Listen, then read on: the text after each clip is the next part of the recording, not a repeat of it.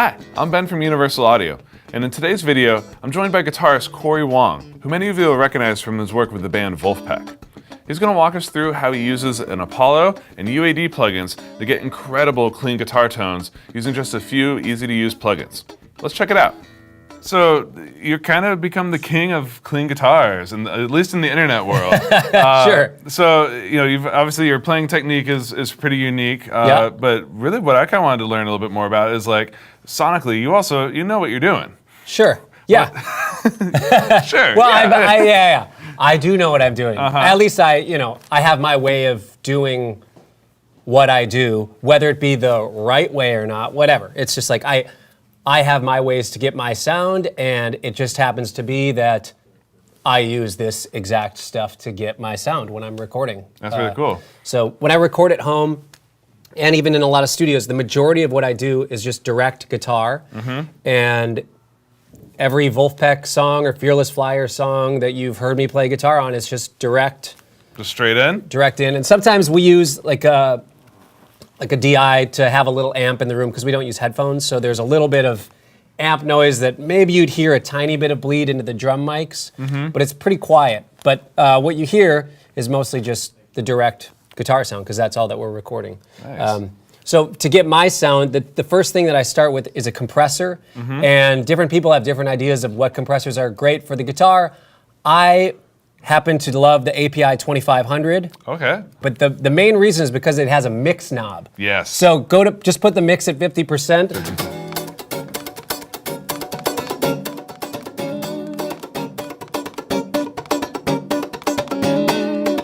And we're already halfway there. Wow. So turn it off. And on.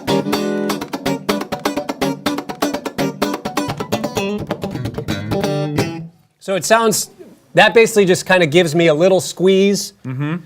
Feels a little bit better to me. It just kind of tightens some of the little things, but because the mix is only at 50%, I still get the nuance of all the extra stuff. Yeah, well, that was something we were talking about a little bit earlier too, is compression sounds great, but too much of it just starts feeling choked, and you kind of take the life away from it. So it's great having a wet-dry knob like that. Yeah, totally. Just to get the best of both worlds. Yes.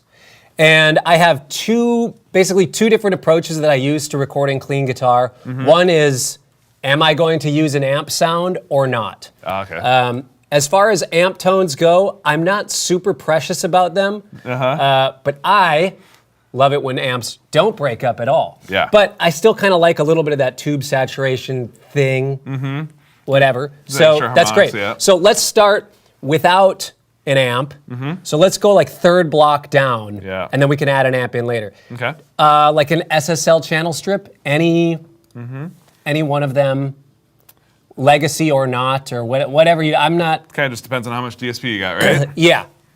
So. And which one you've purchased. Exactly, which one is in your account? So I will typically roll off a little low end. You use the high pass for that? Yep, so I high pass.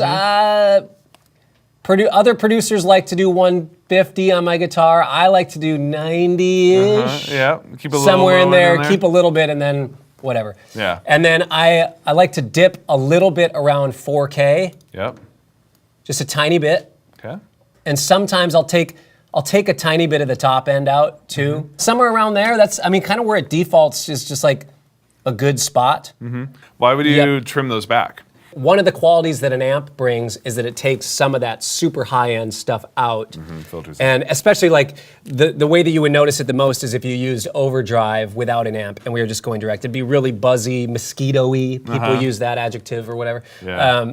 So this kind of tames some of that without using an amp. Gotcha. For me, it's just my ear wants to leave some of that stuff to the actual hi-hats and other things within a mix. And of course, it kind of depends on how what I'm playing sits in a mix, but I would prefer I prefer the percussive side of my guitar to feel more like a shaker than a hi-hat. I like that analogy for it. So a little just kind of softer. where yeah. Some people, they would think that, man, I can't have a guitar without an amp. But Sure. this fully clean, you said this is based like a Nile Rodgers, kind of a Prince. Yeah, a lot of the Prince thing. I grew up in Minneapolis, and I remember talking to a lot of the cats that I grew up as an apprentice under, would talk about recording with Prince or for him and see him just plugging right into the SSL and just using that for a lot of his direct sounds. Wow, And you can kind of tell with some of the.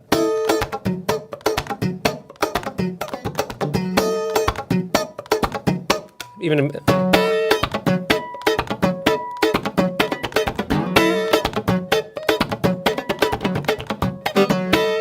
So you can get, it's nice, clean, kind of feels like it's right there, here, yeah. which I like. I like that sort of thing. And then for me, if somebody wants to mix in a little bit of room sound, sure, that's fine. But for most of my music, I like my rhythmic thing to be pretty dry. Keep it really up front. And that's complete generalization.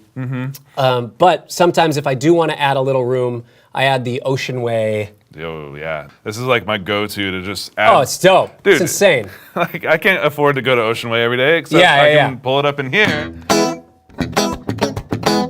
Do you have a favorite spot? I just use the close. And a little darker. Yep.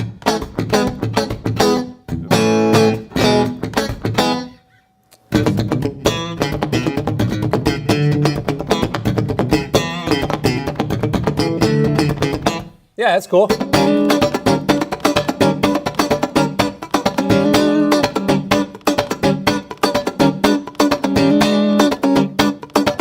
Imagine that. The one that says guitar sounds a little better for guitar.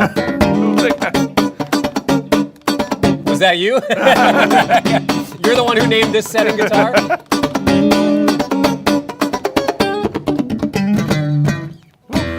So that adds just a little bit of space. Not a lot, but it kind of just gives it a little thing. Well, it's something for in between the notes, right? Because when you're playing, it's still, you're up front, but then in those little gaps and spaces, just having a little stereo interest, having a little sauce kind of behind it, always feels pretty good.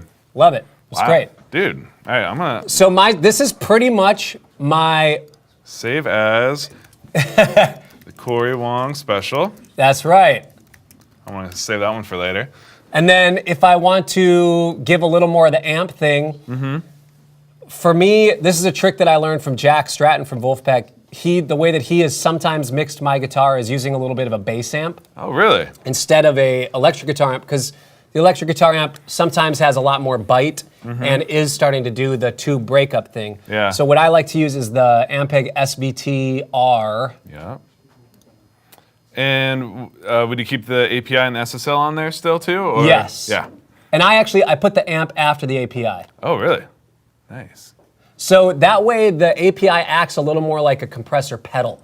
Gotcha. Like the way that I use my compressor pedal is a little compressor, about 50%. Like I use the Wampler Ego compressor. Yeah. And my main thing that I like about it, it has some attack and release stuff and it has a little bit of tone shaping. But the biggest thing is the way that it works with the mix knob is great. Yeah. And this for me like does the same thing. I know it's probably a completely different circuit, whatever. Actual guys that know about this sort of stuff would like say they're completely different sounds. To me, they accomplish the same thing that I want to accomplish. Yeah, which is the tone that you're chasing. Yep. So I do the compressor, then I go Ampeg SVT-R. Typically, because it's a bass amp, it's going to have a lot more low end to it. So I'll usually put the mid range at about 3 o'clock, bass at 9 o'clock. Put treble at 3.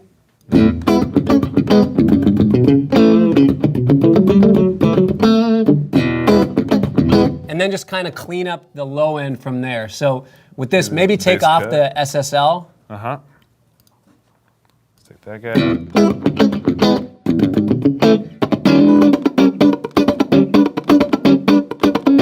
Pull the mids back a little bit.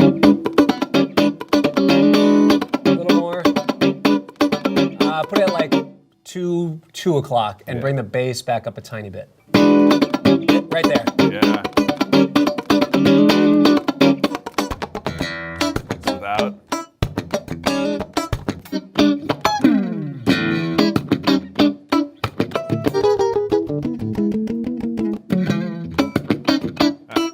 Totally changes the vibe of it. Yeah, so there it's got a little bit of the amp thing. A little bit more fullness to it. Yeah.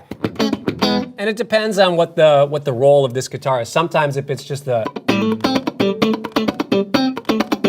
This works better for that sort of thing. Sometimes if I'm doing the bigger chords, actual thicker voicings, Yeah. I don't need the amp. But sometimes if I want a single note line to have a lot of meat to it, I'll do the bass amp thing, and Yeah. it's not necessarily breaking up. Totally.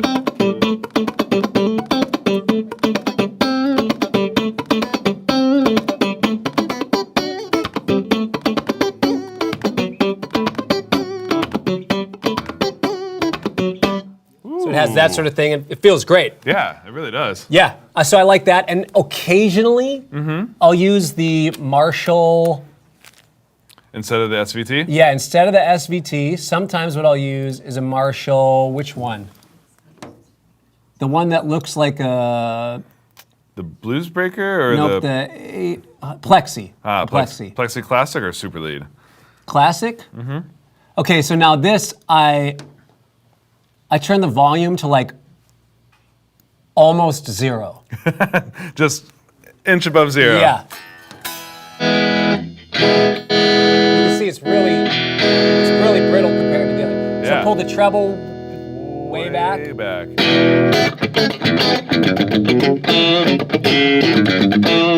Oh, I recognize that. Yep, now pull the volume back even more. Even more. There we go. And then I turn up it on the master.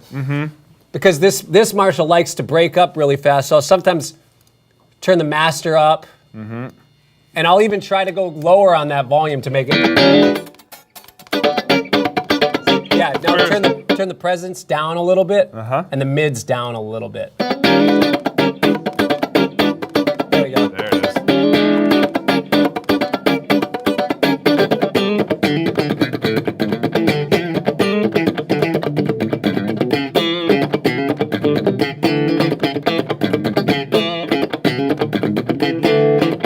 So it sounds a little more like a guitar amp. Yeah, it really. But no guitar player in the world wants to have their amp at like 0.1. I know. Which, it's fine. This amp was, I'm sure, designed and made to play at higher gain and to crank it. But for what I'm doing, Yeah, you're going for clean. yeah, I just want it super clean, but I like the sound of this amp. This Yeah. amp sounds dope. So if it's really quiet on the volume, but then I just boost the master with the, Yeah, and the slider master here. bus, Yep. then it's, yeah.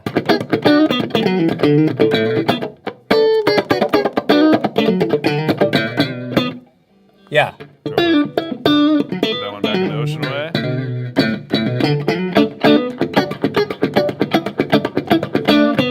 And sometimes then what I'll do is I'll put in front of it the, whatever your tube screamer plugin is. I forget what you call it. Yeah, it's under guitar and bass. Yes, the TS overdrive.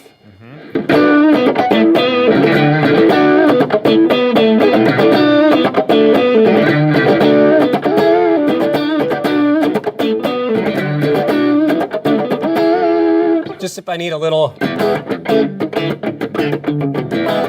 buzz in there. Yeah, but if you turn off the amp, you can see that the.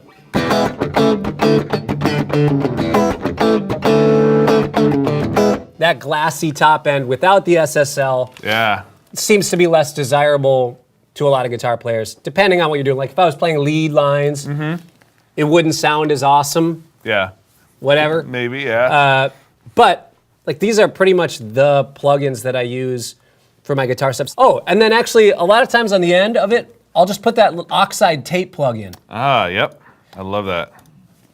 Because then you're getting. That's a sick plugin. Because that one's just like It's the easiest to easy. use. It's so easy. I just put it on. I don't even know what any of the stuff does. You don't have to. I don't care. No, it doesn't. It just like gives it a little thing. So Let's go no tube screamer and can we hear just with the oxide? Yeah.